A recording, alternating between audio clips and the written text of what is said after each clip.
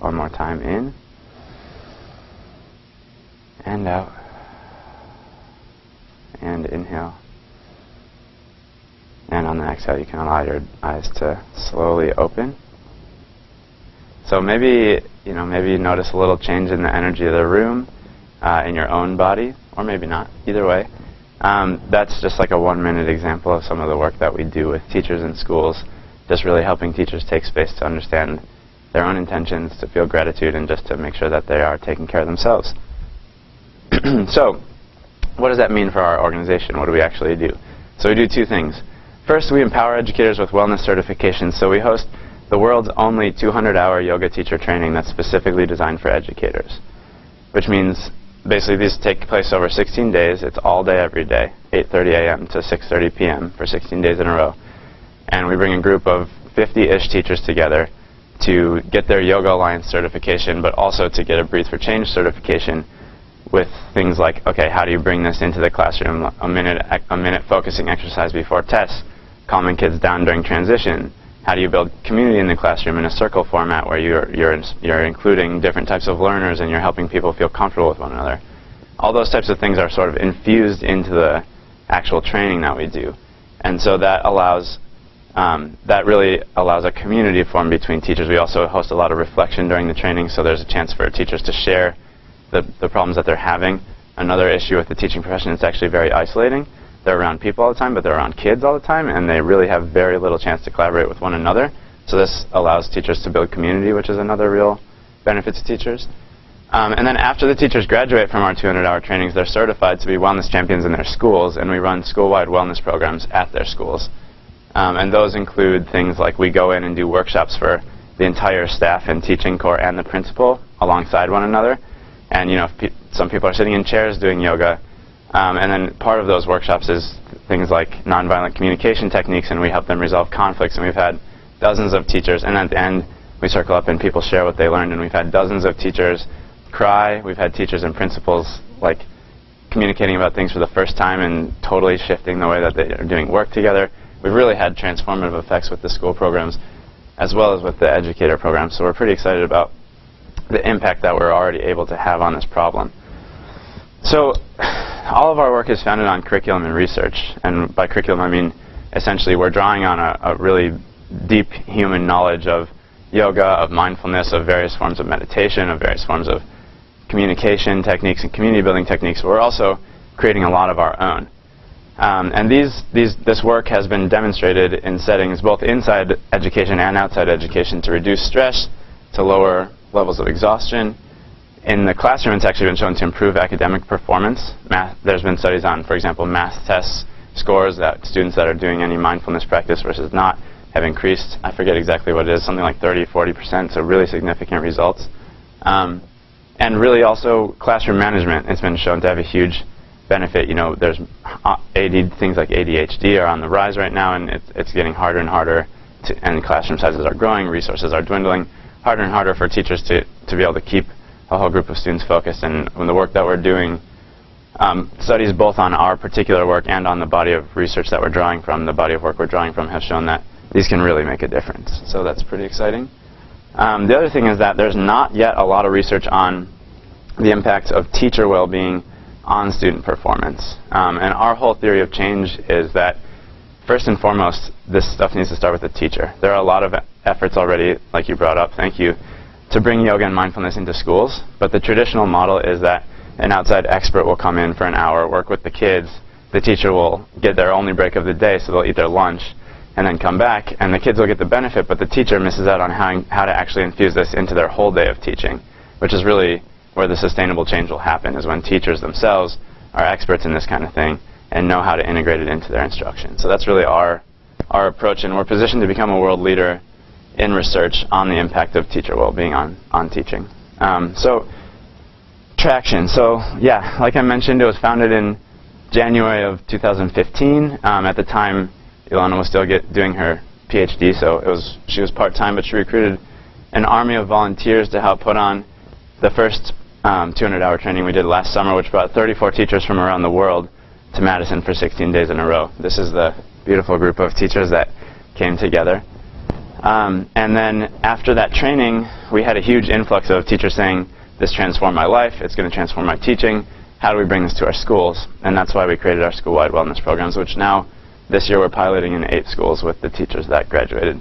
7 of those schools are here in Madison. Actually, it's 9 schools now. 8 of those schools are here in Madison, and 1 is in San Francisco. So where do we go from here? Things are really, really picking up. So we're doing 3 summer trainings this year. 1 again here in Madison at the School of Ed on Bascom Hill. 1 in the Bay Area at UC Berkeley. And 1 in New York City. It's pretty exciting, but we are having, we're solidifying a partnership with Sesame Workshop, which is the Sesame Street company basically that owns Sesame Street, who are hosting our New York training in their Manhattan office. So that's going to be pretty cool. We plan to have at least 120 teachers this summer. We're actually we have to think about how we can accommodate more, because for example, our Madison training only has spot for 40 teachers. We already have 70 applicants, so we kind of have to figure out, we're looking at how do we expand that offering, either by getting a larger space or doing a second training over the summer here. And our goal is to have at least 40 school-wide memberships next year. To do these things, so basically our revenue model, this pitch was built for a little bit of a different format, but anyway, our revenue model, teachers pay for the training. The training costs $2,500 a teacher. However, a lot of teacher salary, which is a lot lower than the average yoga teacher training, so it's already a kind of a reduction in cost for teachers, but still, our goal is to make this accessible to all teachers, and $2,500 is a lot for a teacher salary. So we found that the average teacher can pay about $1,800, so we offer either $500 or $1,000 scholarships to any teacher in need that they can apply for. So we're raising tax-deductible donations to help cover those scholarships for teachers. And then in schools, we charge $5,000 for the year, but we also offer, we don't want this to be a thing that only private schools or only well-funded schools can work with. We want it to be accessible to everyone. We have a very strong focus on social justice and serving under-resourced areas, so we're also raising donations to cover our school memberships, which we need about an average of about $2,000 a school. So if you add all those up, you get something like $200,000, which is our fundraising goal by the end of the summer. And who are we? So this is our team. It's really phenomenal. We have 5 full-time people now and 4 paid part-time, along with a huge army of volunteers that are working on Breathe for Change. So Ilana is the woman on the left there. She's the founder and CEO. I'm the president and COO. This is Angie. She's our director of marketing. This is Sam. He's our newest hire. He's our director of partnerships. That is Just Me. He's our mindful hip-hop artist. He's a really amazing rapper out in San Francisco that raps about the benefits of mindfulness and is able to reach kids in a way that is just completely phenomenal. So we're really excited to have him on the team. That's Erica. She's our director of, Director of schools. Chris is a curriculum expert of ours, really cool guy too, ex-Stanford football player, just an incredibly smart guy. And Jessica is our director of yoga. And everyone on this board is, one thing that I'm really excited and proud of, and that everyone on our team is really excited about, is that we're doing work that is inherently, what's the word? It's not like set in stone. What we're doing, basically we're really committed to embodying the practices that we're sharing to other people. So our team culture is very much one of self-care, not work yourself to the bone, make sure that we're practicing mindfulness and yoga, and also make sure that whatever it is in our lives that we're working on, we share with each other. For example, in our team meeting, the first 30 minutes, we go around and just share what our intention is for the week as far as personal growth, and then we give an update of how we've done on that from last week, and we sort of infuse the same work we're doing for teachers into our own organization. So all these people are really passionate about that, and it's a lot of what's driving our success at this point. And really experienced, really talented group of people. So pretty excited and proud to be working with everyone. And our ask is really that we want to support our teachers in schools. So there's 2 real asks. One is that we are fundraising right now in our nonprofit arm. We have a social enterprise arm that runs the trainings, and then we have a nonprofit arm that does all the work in schools, which allows us to support that work in schools from donations. To date, we've raised about $85,000 in the last 5 months, but we're ramping that up because we need to meet our goals. And then the other big thing is we're right now actively recruiting educators. Like I said, we're oversubscribed in Madison area, but we still have space in New York and in San Francisco.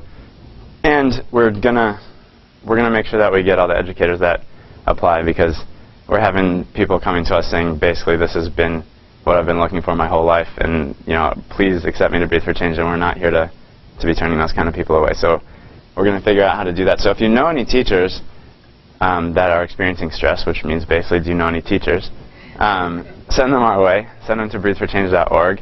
We have a lot of options, and we take really good care of them. So that's our first and foremost thing. Or if you happen to know administrators at schools, you can also send them our way. That's less pressing, because a lot of the time what happens is once a teacher gets on board, they come and we share with other teachers, and then all the teachers clamor for it, and the principals, not that the principals aren't great in themselves, they are, and we're finding that a lot of administration is now starting to focus on teacher well-being, which is great timing for us. But our way in is really through the teachers, because they're the ones that this, at the end of the day, really benefits. So yeah, that's our ask. I'd love to open it up for questions. Garrett.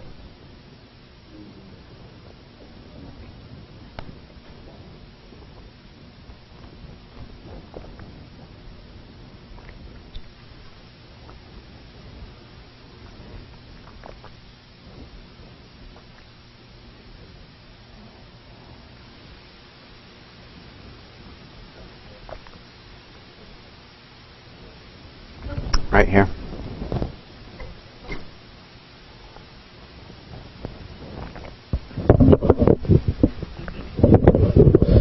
Hey, thanks for that presentation, Mike. That's fantastic work, and congratulations on all the success in year one. My question is around scaling. So it looks like you're going 1 to 3. Do you have intentions of creating a more scalable system where you create a training of trainers or something like that, where you can kind of distribute into more cities and more markets? Or, I mean, is that something that Sesame Street will help out with? Or I don't know. I'm just curious about your scaling intentions. Sure. So yeah, our intention is to scale, absolutely, and we do have it. So the beauty of what we're doing is we train, let's say 150 teachers this summer, people this summer, mostly almost all educators. This year, a few of the ones we trained are actually now part of our team. So we have a really good pipeline of people that go through the training that we know are outstanding at the work that we're doing, and also that become really interested. So our train-the-trainer model essentially starts with people going through the actual basic training. And then, yeah, we are developing.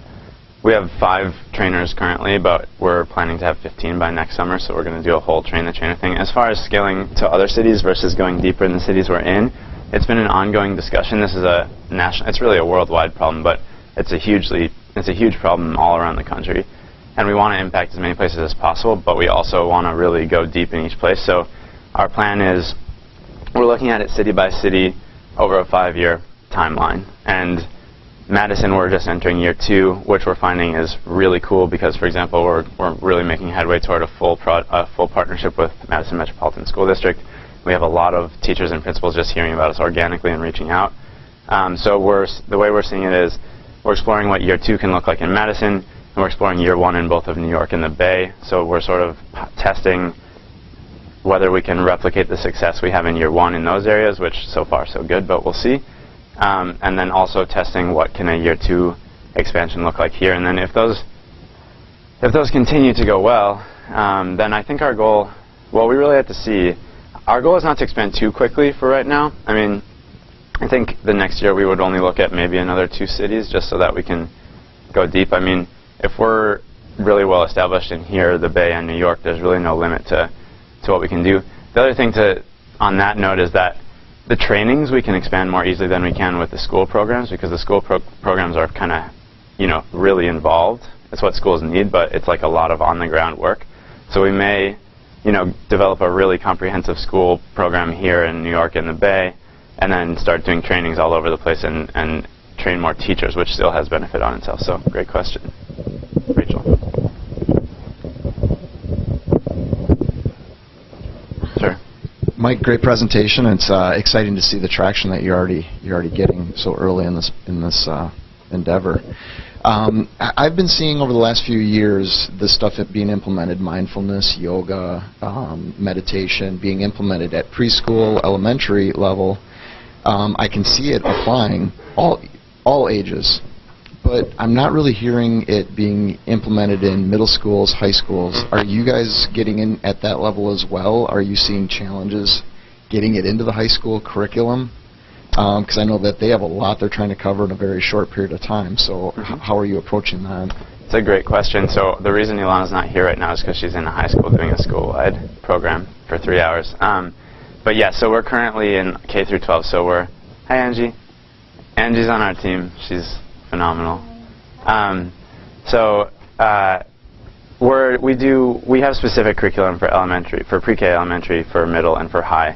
Currently we're in, let's see if I get this right, 3 elementary schools, 3 middle schools, and 2 high schools. So we're all across the board.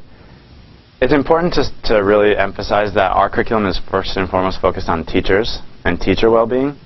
So, you know, when it comes to, so our focus is teachers understanding these things for themselves, first of all, so they can not leave the profession, and so that when they're in school and dealing with all the stresses of being a teacher, they can stay calm and model it for the kids, because that's really how kids learn, is through modeling. But we also provide curriculum that they can use in the classroom. And so there are less times in the day when you could just do, you know, a 20-minute yoga break in high school or middle school, absolutely, although there are electives for that. We're doing an elective course at a middle school where students can take a full course on this type of work. But there's a lot I could say about this. But yeah, so basically the fact that we focus on teachers allows us to be in any of those schools too and still have an impact. And they are still bringing some of the techniques into the classroom for sure. There's a different set of challenges as far as kids. With elementary, it's really like quick stuff that keeps them focused. With middle and high, or upper middle and high, really, it's more, you know, making sure that they don't feel awkward or uncool or whatever, and it's really like connecting with them. But we've actually had, honestly, across the board, you know, it's really about the adults in the room that are actually modeling it. Our #1 feedback from students when we talk to them at schools that we go to is that they're like, yeah, my parents tell me to be mindful, my teachers tell me to be mindful, but they're like yelling at me to be mindful, and they're like, we're not, that's like, they won't do it unless they really sense that it's authentic. So that's kind of our #1 approach, is to help the teachers authentically embody it for the kids. Rachel? I was going to ask a similar question, so you did beat me to the punch. Just to kind of add on to that, I have 2 parts of a question. First, do you see that are you going to study over time how this affects kids, like when they get started, you know, let's say kindergarten, and how it can impact them over their journey? And do you have any sense of, like, if kids do start it and stick with it at an earlier age, what you hypothesize the benefits would be, as opposed to, like... Sure. Yeah, so it's great because both through our university partnerships and now just with our team, we have real resources to do research.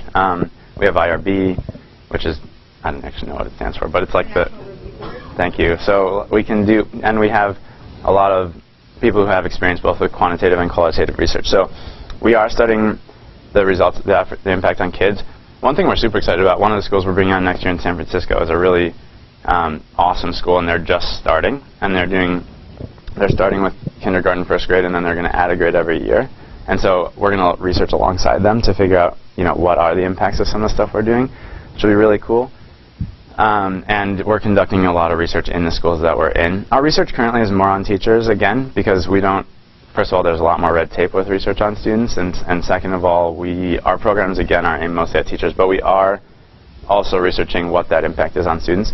Some of the benefits of you know, a yoga practice, a mindfulness practice, just whatever form of self-care practice it is. For us, we use yoga and mindfulness because those are words that everybody knows, but it's way more about cultivating your self-care, cultivating love for yourself and others, building healthy relationships, finding, you know, purpose and passion in life. And yoga and mindfulness can be avenues to that, but it's not necessarily stuck on those 2 things.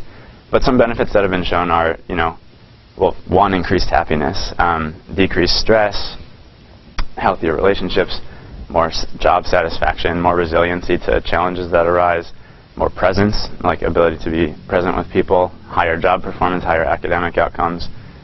I mean, it's one of these things where it's like, if people are healthy and happy, they tend to show a lot of benefits from that. And with kids, particularly growing up, I mean, I think it's one of the most exciting things. It's an open-ended question. It's been shown that there are benefits, but the extent to which those can really manifest if you do this throughout your whole upbringing are, are largely still an open-ended question. Thanks.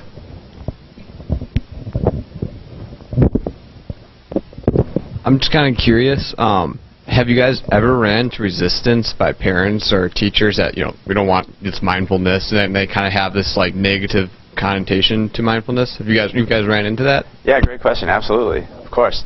So, a school staff community is generally 50 to 80 people, and there are absolutely some people that don't want anything to do with this. And one of the most beautiful things to see is for the we do these 2-hour workshops at schools, and everyone is required to come. And we don't make anyone do any specific exercise, but they have to be in the room. And a lot of times, they'll sit in a chair, like this, like while everyone else is doing their thing. But it's really amazing to watch, like as we take a really inclusive approach and just ask, okay, well then just go like this. Like, who cares? Just literally do that with your arms. Like, so every once in a while people don't, but for the most part, by the end of the 2 hours, everyone in the circle is sharing that, like, this was actually interesting to me. And even the other day, so on Friday we were in 5 schools doing these workshops, and it's great to get the feedback at the end from the group. Some of the people that I thought, were just sitting in the back in a chair, and at the end of the day I actually shared basically like, I have an intention to take care of myself more. I think this was really valuable, and we get feedback that it makes a difference. So, it's not something that everyone is going to jump on right away or necessarily even jump on, and we're not there to force anything on anyone. But if you take a really inclusive approach, we found that people are generally pretty open to it. So I imagine one of the challenges, like art and with No Child Left Behind being implemented over a decade ago, that some people might think that it's a little bit of a waste of time, or a little bit of a waste of time in the curriculum. How do you address that?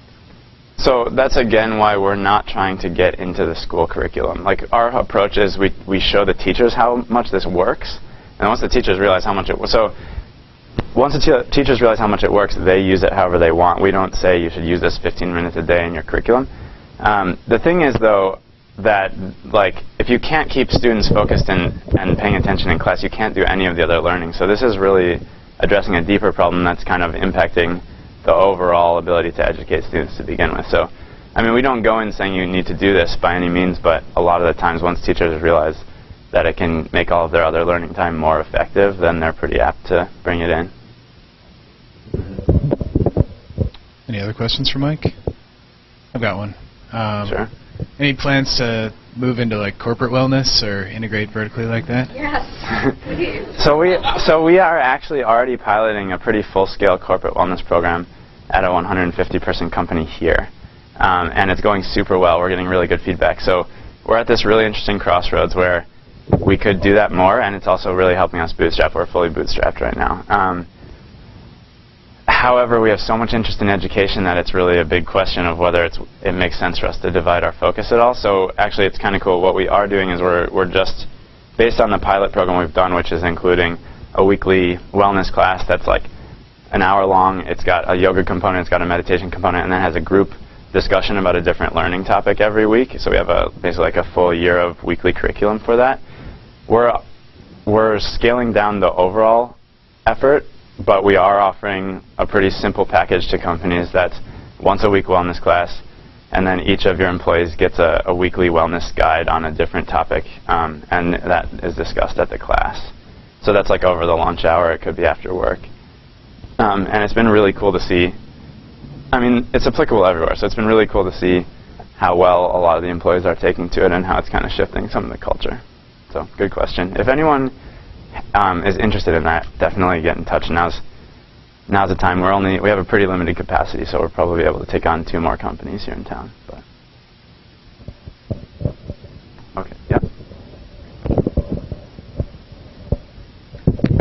Michael, I've been tooling through your website. It's really quite good. It's quite informative. Thank you. Yeah. Yeah. I see there's, like, you probably talked about this, but there's trainings this summer, 3 locations. Absolutely. How many folks do you will you likely get at each location? So we're going to max out probably. So we can fit 45 here in Madison. We have over 70 teachers who have already applied for those spots. In the Bay Area, we have a massive venue that can fit 300, so we'll see.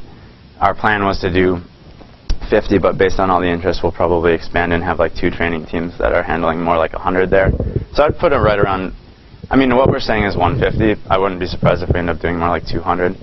We have, yeah, New York is also starting to really heat up. We get an average of like 4 applicants a day right now, so yeah. Good question. I think we have time for one more question if there are any. Well, if not, thanks, Mike. Sure, thanks for Best having of me. luck to Breathe for Change, and thank you to Nordic and Field 59, and thank you to all of you. See you next Wednesday.